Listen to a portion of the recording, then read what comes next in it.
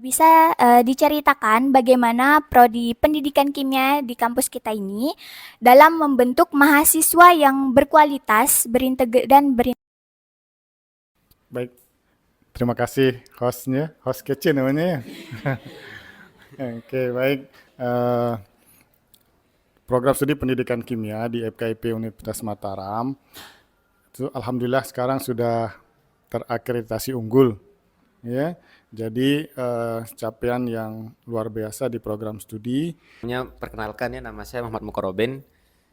Saya dari mahasiswa program studi pendidikan kimia angkatan 2023. Mukarobin ya. Ya, terima kasih pertanyaannya luar biasa sekali. Jadi ada sedikit saya garis bawahi kata lelah ya, kata capek ya. Pasti kita capek, udah dapat teori materi di kelas, praktikumnya juga banyak ya.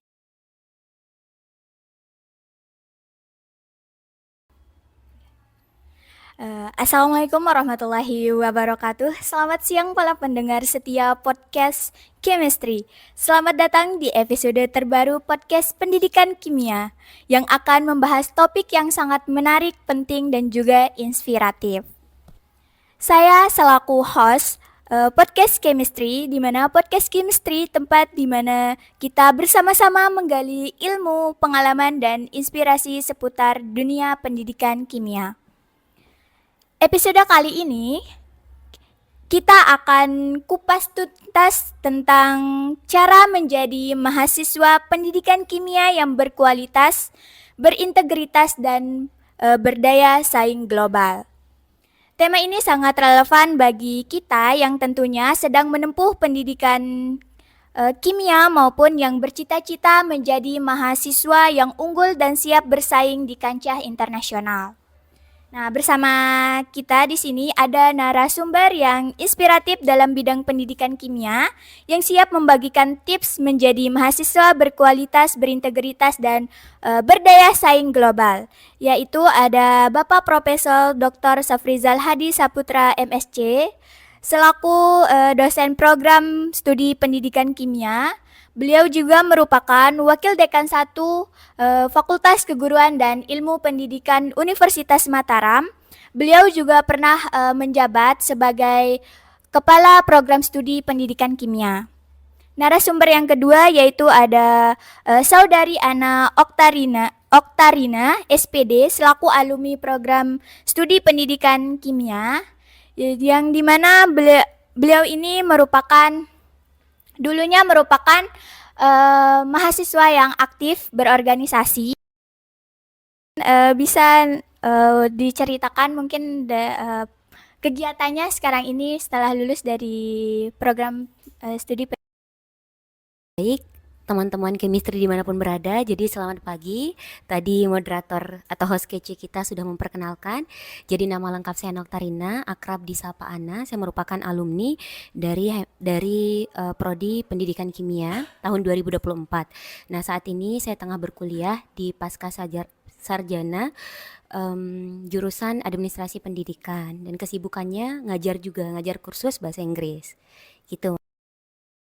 Terima kasih kepada Kak Ana karena telah menyampaikan sedikit kegiatannya setelah lulus dari program studi pendidikan kimia.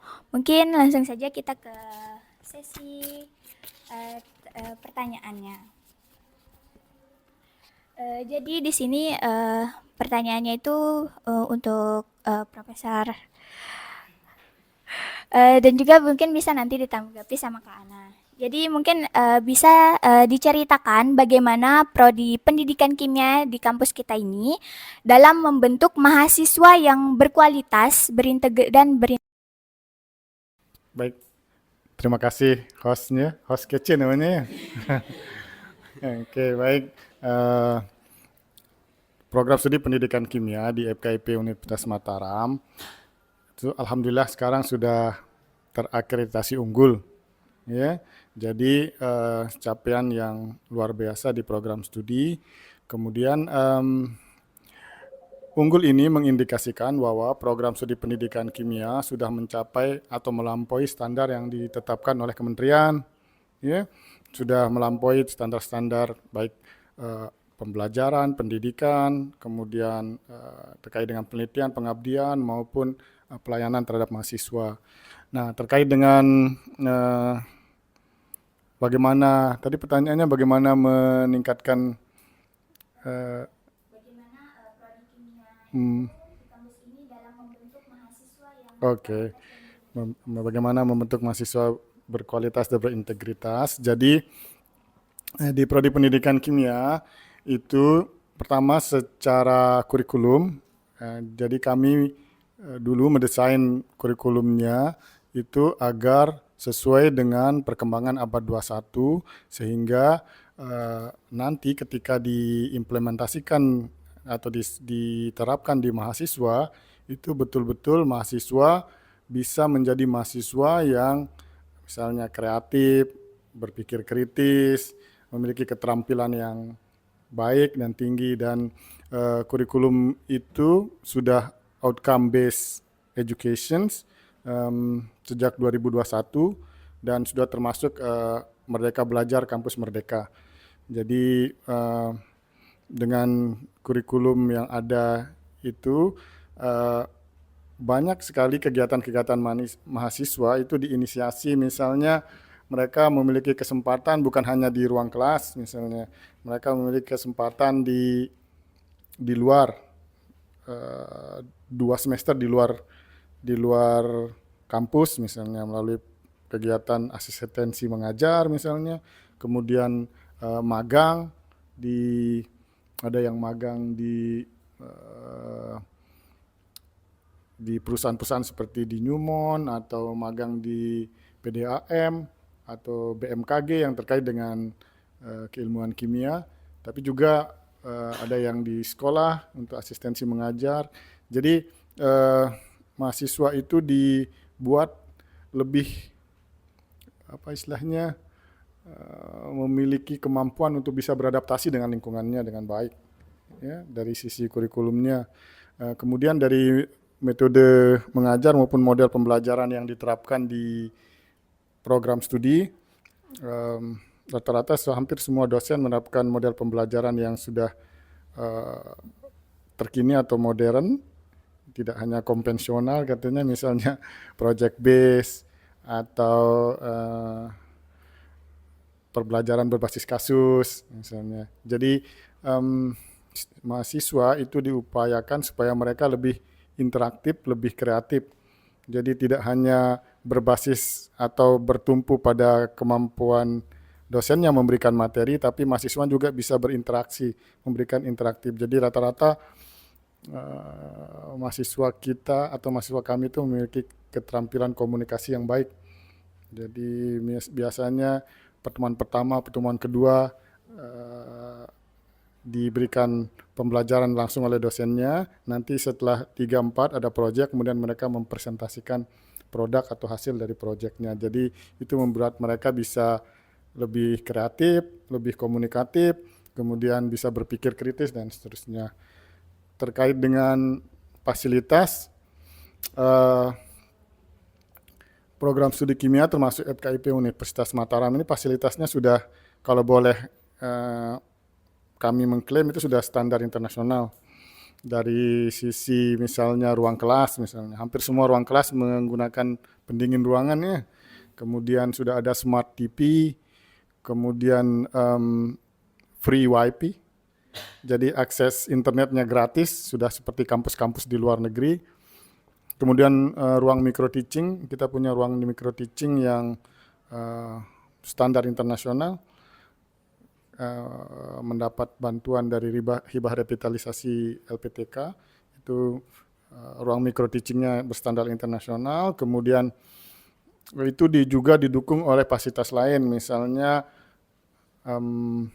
perpustakaan UNRAM itu Universitas Mataram itu terakreditasi A, kemudian bisa diakses sampai malam, libur pun tetap dibuka.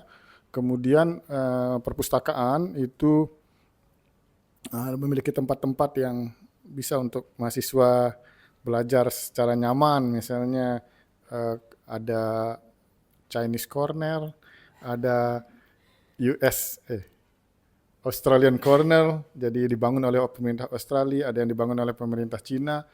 Kemudian perpustakaan Universitas Mataram itu berlangganan per tahun 500 juta untuk mengakses jurnal secara penuh dari Science Direct, diinvestasikan oleh perpustakaan. Selain itu tentu kalau terkait dengan prodi pendidikan kimia itu fasilitas yang paling penting juga selain lab micro teaching perpustakaan, kita punya laboratorium pendidikan kimia yang cukup memadai dan lengkap. Di laboratorium terpadu itu kita punya ada 2 di lantai 2, cukup lengkap alat-alatnya. Kemudian di lantai bawah itu ada lab biokimia. Dan kalau ada kebutuhan lab-lab yang lebih advance, kita juga bekerjasama dengan Fakultas MIPA di kimia, jadi kita bisa praktikum di sana. Dan kita juga punya mitra yang Balai Lingkungan Hidup. Assalamualaikum Seperti kimia lingkungan, yang terkait dengan lingkungan bisa ada kegiatan praktikumnya di Balai Lingkungan Hidup yang ada di samping Rumah Sakit Universitas Mataram. Selain itu, ya namanya mahasiswa kan butuh selain akademik, butuh non-akademik. Nah, kami itu memiliki sport center, misalnya di sini kan ada kolam renangnya, kalau sudah kepanasan bisa nyelam, berenang maksud Bapak, ya kan? Terus ada lapangan futsal, lapangan bola, lapangan voli, lapangan pickleball, lapangan basket, semuanya lengkap ya, dari fasilitas. Kemudian terkait mahasiswa untuk kegiatan non-akademiknya itu ada himpunan mahasiswa namanya HMPS Kimia kan, setiap tahun diberikan dana misalnya 10 juta untuk kegiatan berorganisasi di HMPS. Selain itu mahasiswa kita yang menjadi kandidat juara di lomba-lomba itu didanai untuk keberangkatannya berlomba. Misalnya kalau adik misalnya ini mendapat kandidat dipanggil untuk lomba tertentu di Jawa misalnya, tiket pesawat, bolak-balik, kemudian biaya selama mengikuti lomba itu dibantu oleh fakultas. Kemudian kalau mendapat juara nanti misalnya juara 1, juara 2 mungkin nanti Ana bisa menjelaskan, itu ada insentif juga, tambahan insentif dari FKIP fakultas maupun dari universitas. Jadi secara umum menjadi kegiatan mahasiswa itu betul-betul disupport, didukung oleh program studi, oleh fakultas maupun universitas dengan harapan mereka bisa lulus tepat waktu, tapi tidak hanya lulus tepat waktu, tidak memiliki nilai tambah yang lain, jadi mereka punya kegiatan aktivitas yang lain seperti kegiatan non-akademik yang membuat mereka lebih siap menghadapi dunia kerja gitu. Jadi ya mungkin itu ya yang bisa Bapak sampaikan terkait dengan kondisi di prodi pendidikan. ya dijelaskan oleh Profesor terkait bagaimana program studi pendidikan kimia itu memfasilitasi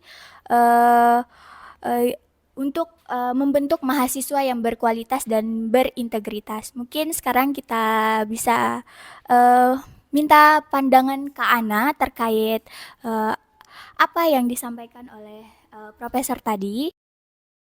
Fasilitas maupun lingkungan apa yang paling mendukung membentuk mahasiswa yang berkualitas dan berintegritas. Baik, izin Bapak dan para audiens. Jadi teman-teman kemis dimanapun berada.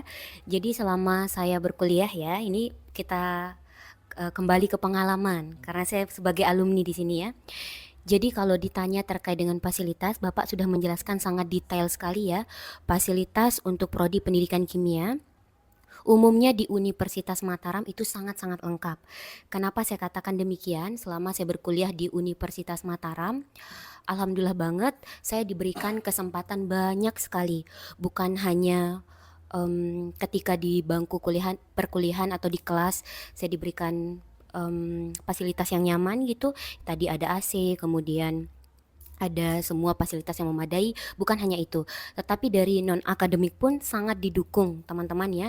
Dulu pada saat saya berkuliah di Universitas Mataram, bukan dulu ya, kemarin baru tamat 2024. Jadi banyak sekali kegiatan yang bukan hanya kita mempertahankan IPK kita bagus teman-teman ya di dalam kelas, bukan hanya itu. Tapi kegiatan baik dari skala kampus, kemudian kabupaten kota, provinsi, nasional, bahkan internasional sangat didukung oleh Universitas Mataram. Terakhir kemarin saya mengikuti kegiatan diadakan oleh Global Education, itu kegiatan kepenulisan. IC, LKTI, itu mendapatkan reward untuk menghadiri 3 negara terkait dengan pendidikan. Itu sangat-sangat didukung oleh FKIP.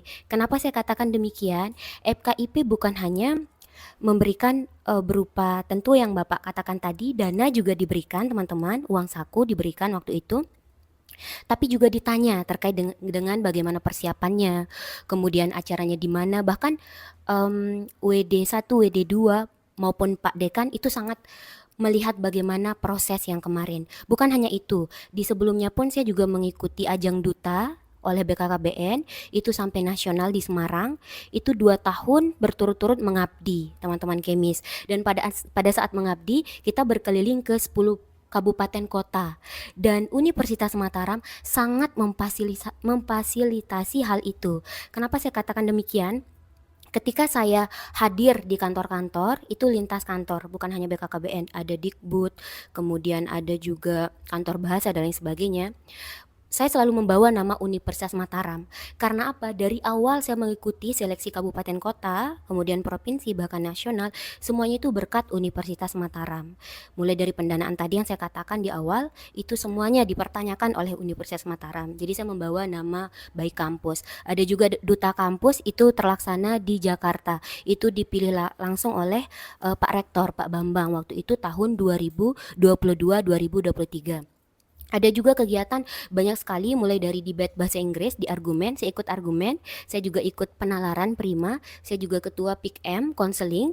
Jadi 3 kombinasi UKM ini saya rasa membantu saya dalam kepenulisan, bahasa Inggris, dan membantu terus motivasi saya di PIKM, karena PIKM itu erat kaitannya dengan konseling.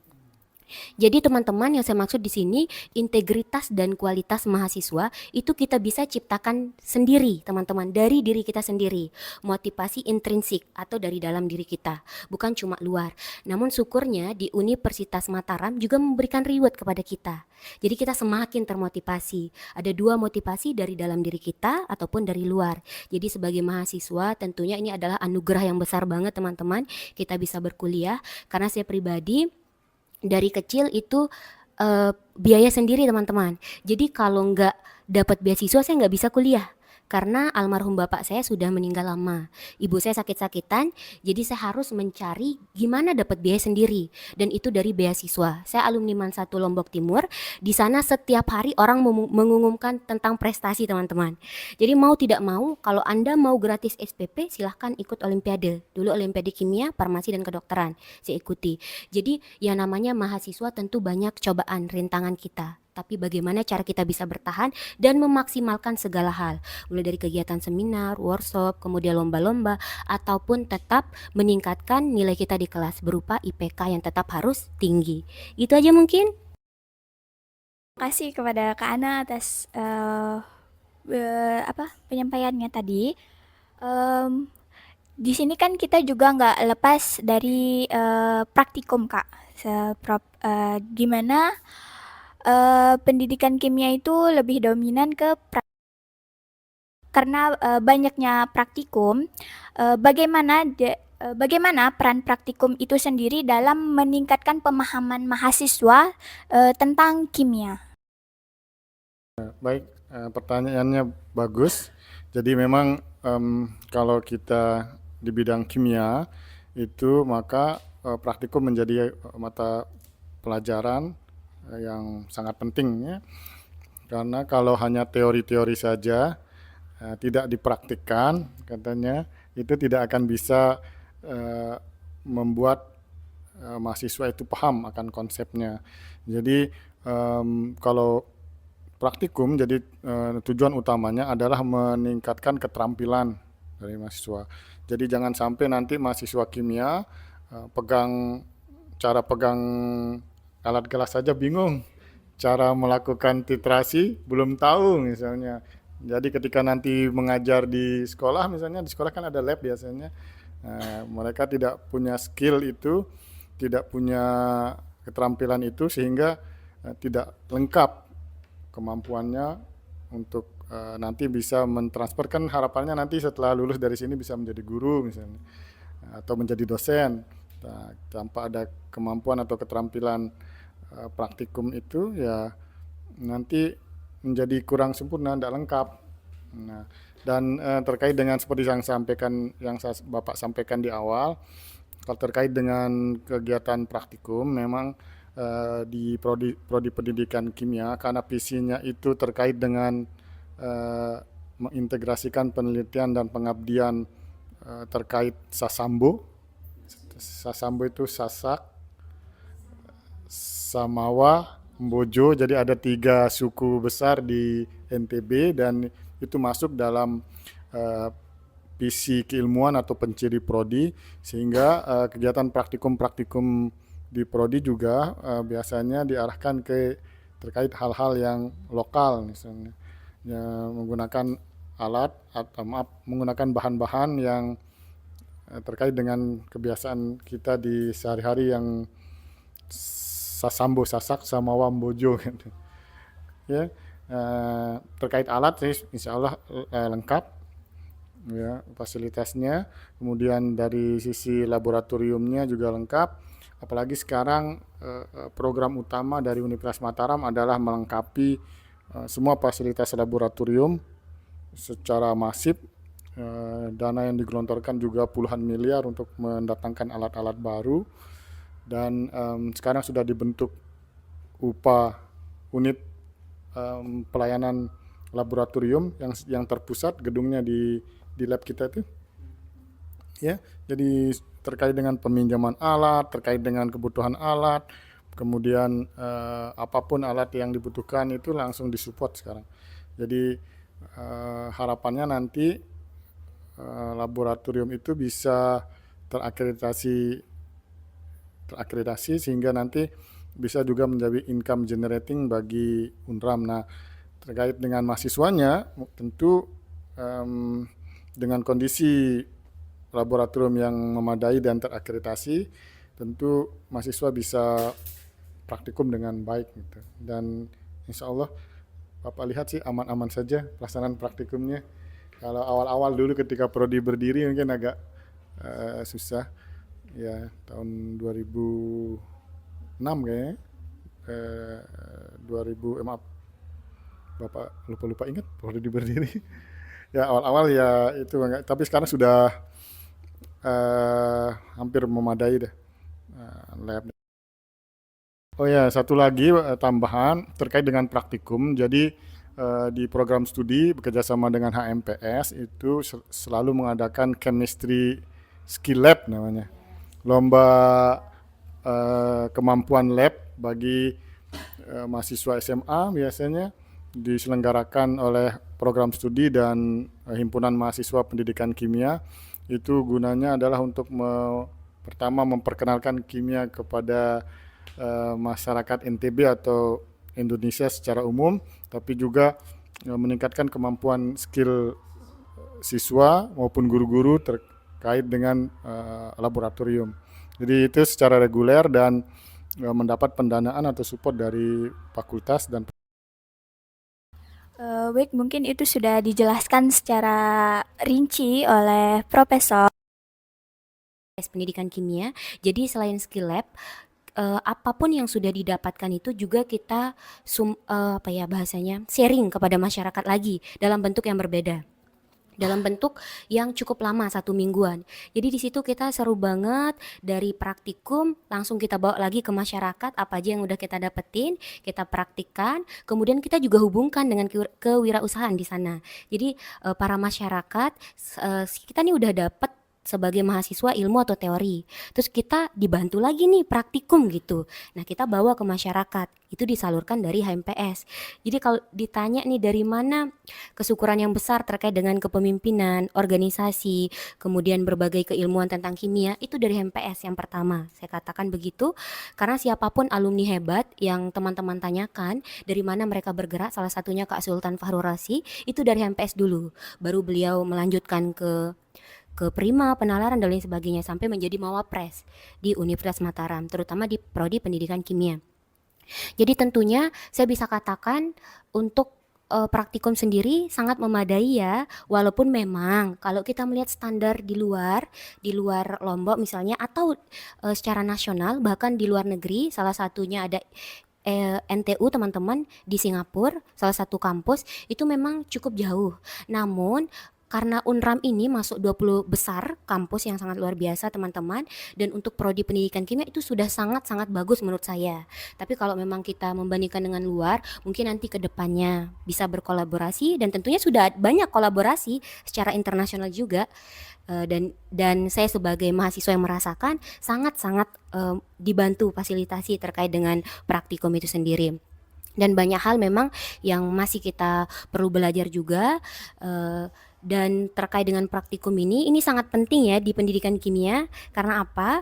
Bukan cuma terkait dengan pendidikannya, tapi di sini kan ada kimianya. Nah, kimia itu kan erat kaitannya dengan bagaimana kita mempraktikkan apa saja yang sudah kita dapatkan gitu. Dan saya sangat senang sebagai mahasiswa S1 Prodi Pendidikan Kimia ketika melakukan praktikum.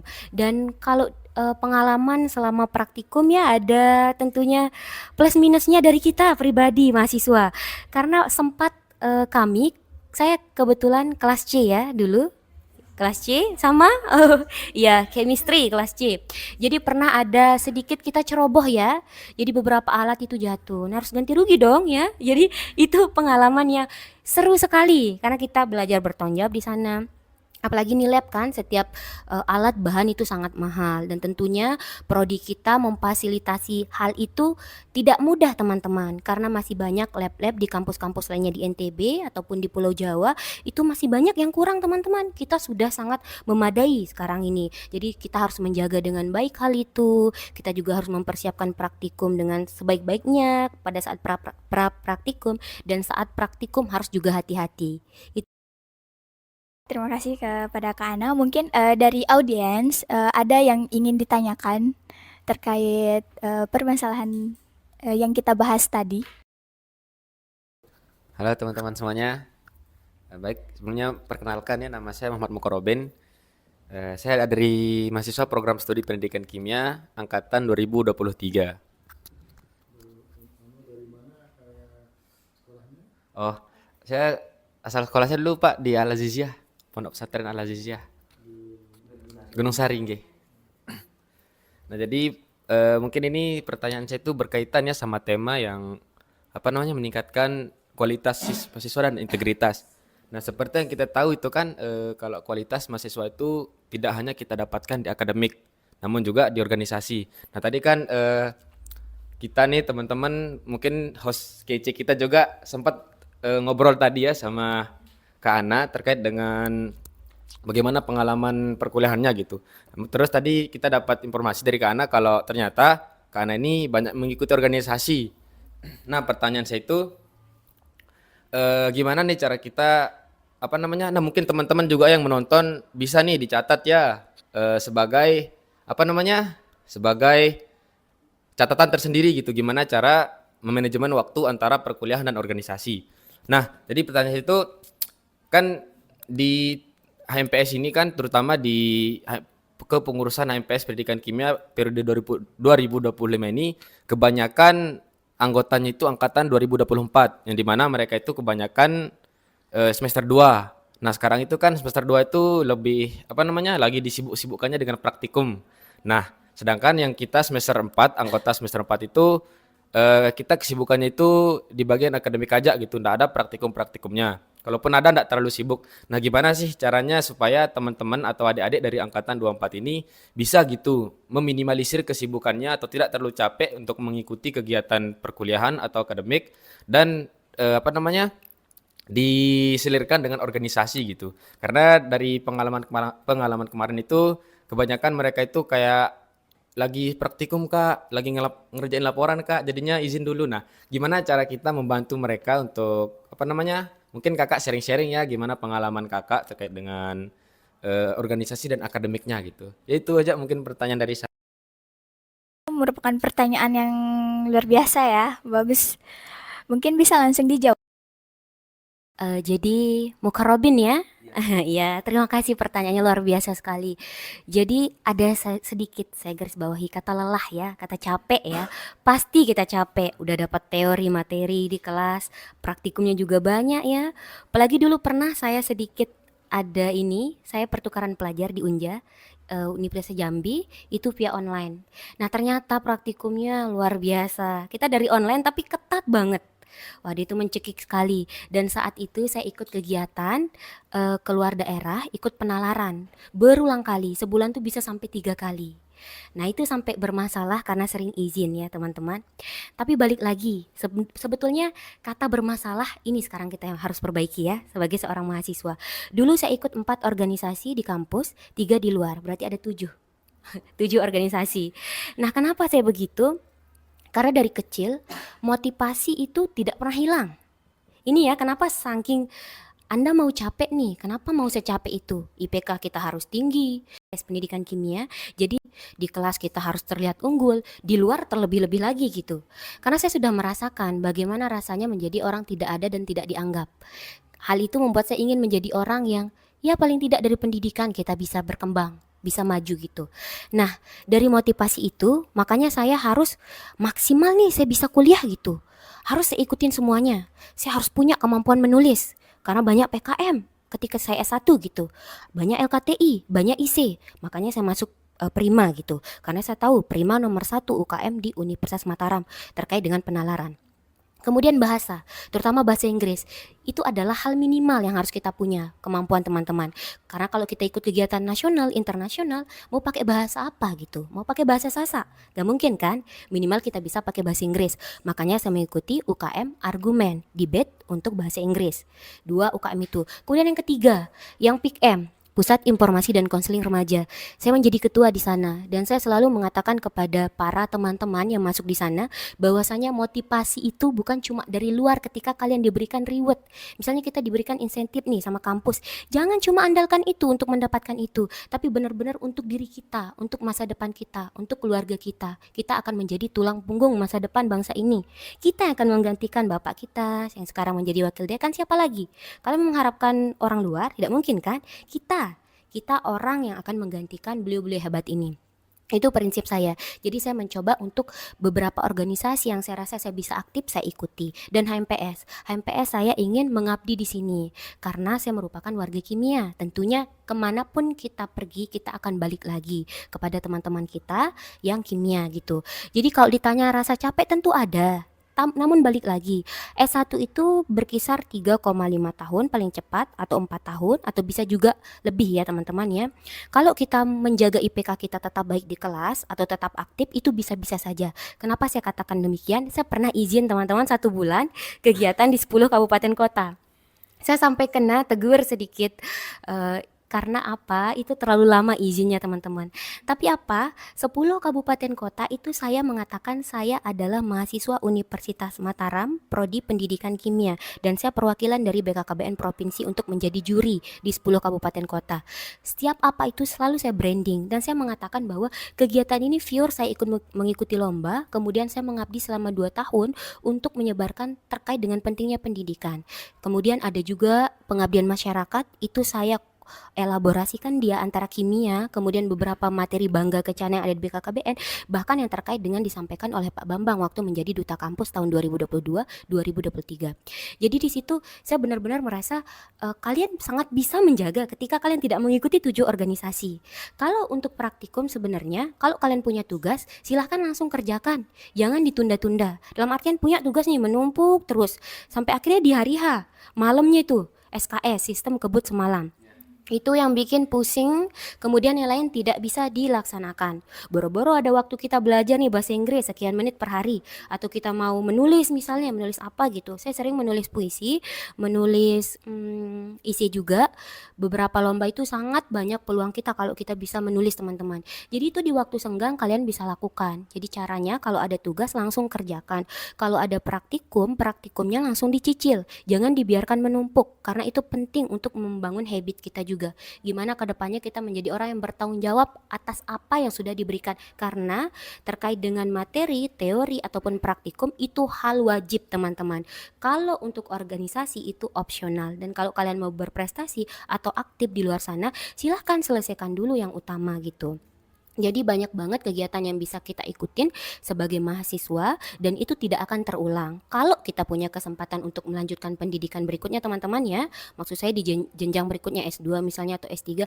Tapi saya selalu yakin dan mengatakan kepada diri saya ingin sebenarnya menjadi dosen teman-teman ya. Dulunya dokter, tapi nggak punya biaya. Dulu dapat beasiswa di Unair Surabaya, tapi nggak ada tiket pesawat buat ke sana karena dia tuh di-apply sekitar semester 1 ke atas. Nggak ada biaya, akhirnya pupus. Saya ngambil kimia di Universitas Mataram dengan beasiswa penuh itu. Saya bidik misi dan PPA. Tapi karena bidik misi tidak bisa sambilan dengan PPA, jadi sampai akhir itu saya keep kuliah atau bidik misi. Jadi peluang kita tuh banyak teman-teman. Dan saya tidak pernah mau bidik misi atau keep kuliah itu menyesal memberikan saya dana dari awal sampai akhir. Jadi saya maksimalkan semua peluang itu, ikut kegiatan.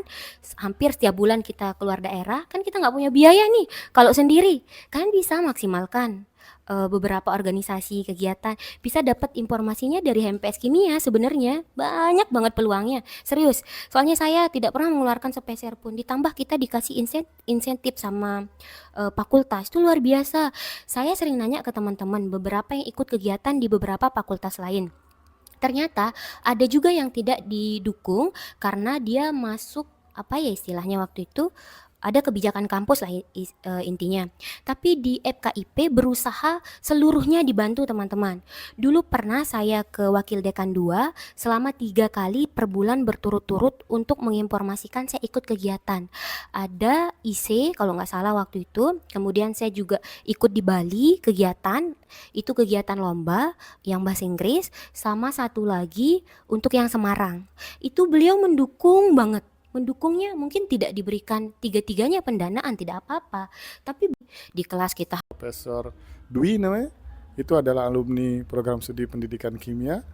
Nah, belum lagi mereka-mereka yang menjadi kepala sekolah, wakil kepala sekolah, guru di seluruh NTB, bahkan di Pulau Jawa juga ada. Bahkan waktu Bapak pergi berkesempatan ke Maluku, ke Ternate, Bapak ketemu dengan alumni yang jadi laboran di Universitas Hairun namanya di Ternate. Satunya lagi kan saudara kembar tuh si Intan dan saudaranya. Si Intan di Papua, si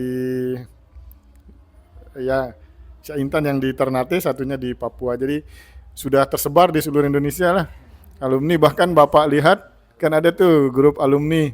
Ada juga yang menetap di Jepang misalnya, yang asik juga dia main bulu tangkis di Jepang. Dia sering hello Pak, ini lagi di Jepang. Iya, dia kerja di Jepang atau di mana. Jadi bahkan ada juga yang di kepala cabang bank di sini di ini siapa namanya Tomimi kayaknya. Ya, lalu Tomimi itu. Jadi banyak peluang kerja dan alumni program studi pendidikan kimia ini sudah banyak menyebar lah di banyak bidang, dan mereka biasanya menjadi top leader di tempatnya bekerja ya. Bisa kita lanjut ke Kak Ana.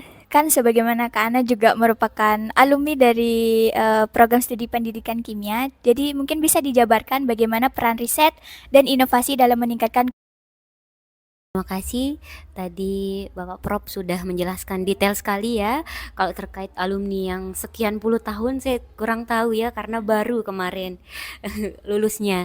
Tapi setahu saya teman-teman yang seangkatan saya yang sudah lulus pun juga sudah banyak bekerja ya teman-teman. Ada yang melanjutkan studinya gitu. Ada yang lagi persiapan keluar negeri juga, keluar daerah. Kemudian ada yang kerja juga jadi guru PPG, ada kan program PPG, ada yang sedang PPG. Kemudian ada yang lagi fast track juga di sini, kemudian kerja di bank juga ada teman-teman kimia, kemudian ada juga kerja di PT Aman atau Newmont teman-teman. Jadi cukup banyak di angkatan saya saja sudah banyak, apalagi yang Bapak sebutkan tadi yang angkatan-angkatan sebelumnya. Jadi kalau ditanya terkait dengan pentingnya riset dan inovasi sangat tentunya penting ya, apalagi kalau kita mau apply kayak di kampus luar negeri atau di luar Pulau Lombok juga. Karena kemarin juga seperti yang saya bilang tadi, saya juga ada keinginan untuk melanjutkan pengalaman kerja di salah satu negara kangguru, Australia. Namun ada kendala visa, jadinya di situ saya coba untuk apply LPDP kemarin sebetulnya. Tapi karena dia lumayan lama juga administrasinya, sedangkan saya takut visa saya ini granted. Jadinya saya mengambil beasiswa yang di UNRAM saja. Namun seperti kata Bapak, jangan sampai kita di sini-sini saja teman-teman ya. Kalau bisa kita keluar, kalau bisa sejauh-jauhnya, karena mimpi itu gratis. Gratis banget teman-teman. Tinggal kita gimana cara kita lebih berusaha lagi. Nah mungkin nanti kalau saya pribadi selesai di UNRAM karena menyelesaikan untuk beasiswa yang sayang sekali saya pergunakan, harusnya saya selesaikan, baru nanti saya mencoba untuk kerja di sana. Itu juga peluang dan informasi untuk teman-teman ya. Karena kita bisa ngelihat gimana bekerjanya negara maju di sana. Salah satu negara maju di Asia itu Australia, selain negara maju di Eropa. Dan Australia ini adalah negara yang tentunya akan sangat mempengaruhi mindset berpikir kita nantinya, pola pikir kita. Karena di negara tersebut bukan cuma tentang, kita realistis ya teman-teman, kalau segi keuangan pasti lebih banyak kan daripada rupiah. Kemudian etos kerjanya juga, disiplin kita dan sebagainya, itu yang ingin saya lihat sekali. Namun karena beberapa kendala mungkin nanti tinggal menunggu saja. Nah, beberapa alumni juga sudah ada sebenarnya yang ada satu alumni kimia yang WHP juga. Nama pisahnya WHP, Working Holidays Visa. Nah, kakak yang WHP ini kalau tidak salah sudah mau balik dan dia mau buka usaha resto, kalau tidak salah restoran. Dia juga kenal salah satu teman seangkatan saya yang pengen juga WHP. Jadi selain kita bisa kerja di Indo, di luar juga banyak. Dan ini bisa dikatakan visa istimewa teman-teman. Kenapa saya katakan demikian? Syaratnya itu minimal semester 5 atau sarjana teman-teman, D3 atau sarjana. Kemudian di situ kita diberikan gaji sama dengan warga lokal. Walaupun kita kerja tidak seperti di kantoran-kantoran teman-teman, tapi kita sama dilihat oleh pemerintah Embasi Australia. Jadi itu juga peluang selain teman-teman yang melanjutkan tadi untuk S2-nya, untuk magisternya di luar negeri, di luar kota dan lain sebagainya, itu bisa menjadi alternatif juga untuk bekerja. Jadi tentu luar biasa lulusan kimia ya. Yang saya tahu di angkatan saya ataupun kakak-kakak beberapa tingkat gitu, selain yang Bapak jelaskan secara rinci tadi. Terima kasih kepada Kak Ana atas penyampaiannya. Mungkin dari audiens ada yang ingin ditanyakan? Tidak ada? Baik, mungkin sebelum kita akhiri podcast kita pada hari ini, kami mohon kepada Profesor dan juga Kak Ana untuk memberikan motivasi singkat bagi seluruh mahasiswa studi pendidikan kimia. Baik, izin Bapak dan host serta audiens, terima kasih teman-teman kemis yang sudah nonton ya terkait dengan informasi bagaimana menjadi mahasiswa yang berkualitas dan berintegritas. Ini bukan motivasi sebenarnya, motivasi yang luar biasa itu lahir dari diri kita sendiri. Tidak ada yang bisa mudah menghancurkan atau menghentikannya kalau sudah dari diri kita. Mau gimana pun nanti rintangannya, kalau sudah lahir dari diri kita, karena dari pengalaman itu tentu sangat-sangat kuat nantinya. Namun teman-teman perlu tahu, mimpi itu gratis teman-teman, sangat gratis kalau kita mau mengupayakan. Bukan tentang finansial atau materi di sini yang kita bicarakan, terus bagaimana juga lingkungan kita Semuanya itu bisa, ada solusinya ketika kita mau. Jadi bagi teman-teman yang mungkin mau masuk pendidikan kimia, yang mungkin masih SMA, kemudian SMK dan lain sebagainya, teman-teman kalau ada kendala masih bisa berkonsultasi kepada orang-orang yang tentunya di atas kita ya, terkait dengan pengalaman, keilmuan dan lain sebagainya. Masih ada jalan. Dan untuk teman-teman mahasiswa sekarang yang sedang berkuliah, masih banyak peluang yang teman-teman bisa gapai. Banyak sekali yang harus kita coba. Dan peluang sebagai mahasiswa itu tidak semua mendapatkan teman-teman, walaupun materi atau keilmuan bukan hanya di bangku perkuliahan saja, di lapangan pengalaman pun adalah ilmu semua teman-teman. Jadi semua orang itu sama teman-teman, hanya saja kita diberikan kesempatan, tolong digunakan sebaik-baiknya. Dan juga sekali lagi, mimpi gratis tolong ambil yang paling mahal, yang paling tinggi. Jangan yang saya mau jadi ini deh sampai sini deh, saya mau jadi maaf ya, mungkin guru aja deh mengabdi sekian tahun. Boleh melakukan itu, tapi kalau memang ada opsi-opsi lain juga sambilan, silahkan ambil sebanyak-banyaknya.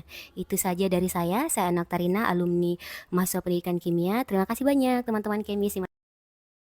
Dari Bapak, jadi singkat saja, bagi mahasiswa yang sedang berkuliah di program studi pendidikan kimia, al-waktu kasaib, jadi waktu adalah pedang. Jadi mereka-mereka yang bermain dengan waktu nanti akan terbunuh oleh waktu itu. Jadi manfaatkanlah kesempatan yang diberikan Tuhan kepada kalian untuk ikut PPG misalnya di PGSD.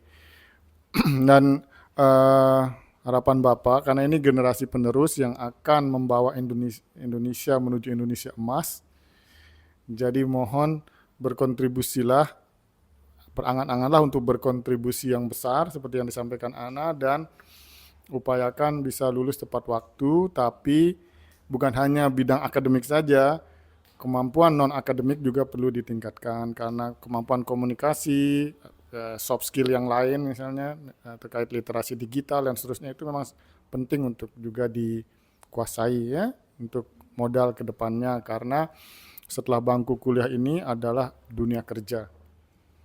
Dan satu lagi, melanjutkan sekolah adalah pekerjaan yang paling mengenakan. Ya, S2 atau S3. Kalau sudah S2 itu hanya mungkin 1% dari penduduk Indonesia yang S2. Kalau S3 itu 0,05% dari penduduk Indonesia. Jadi bisa dibayangkan, jadi kalau ingin melihat Indonesia maju ini, Indonesia maju, bergabung di program studi pendidikan kimia. Program studi ini sudah unggul dan ada kemungkinan memungkinkan untuk fast track. Fast track itu setelah studi ini nanti bisa lanjut S1, S2 hanya 1 tahun misalnya. Di banyak di kampus lain bisa fast track.